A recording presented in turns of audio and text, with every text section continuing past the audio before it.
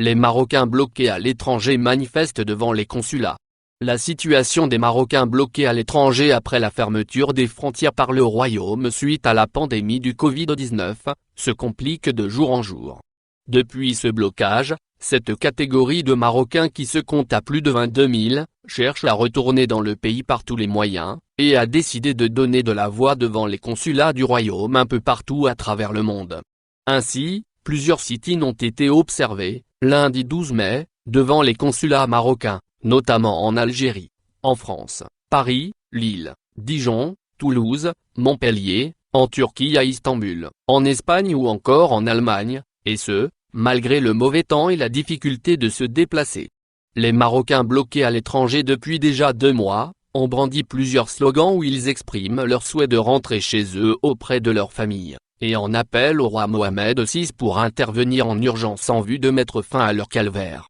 Dans une déclaration à Express, des manifestants ont indiqué que bien que certains consulats, notamment celui de Dijon, aient réagi à leurs doléances, ils ont affirmé ne pas avoir leur mot sur le déroulement des choses et qu'ils attendaient les instructions. Les manifestants se sont plaints également de l'absence de déclaration du gouvernement sur la date de leur rapatriement, malgré les difficultés financières qu'ils rencontrent, exprimant leur disposition à se soumettre à toutes les mesures préventives à leur retour, telles l'isolement, pour s'assurer qu'ils ne portent pas le virus. Cependant, en France, le sit-in des Marocains devant l'ambassade du Royaume à Paris a plutôt mal tourné, après l'intervention des forces de l'ordre, qui ont infligé aux manifestants une amende de 135 €, soit près de 1 350 dirhams, correspondant au non-respect des règles du confinement dans l'Hexagone, tandis que 10 ont réussi à partir avant d'être verbalisés. Cela est intervenu après que les Marocains coincés dans la capitale française aient choisi de ne pas manifester devant les consulats, et se sont rendus à l'ambassade du Maroc qui n'a pas réagi à leurs doléances,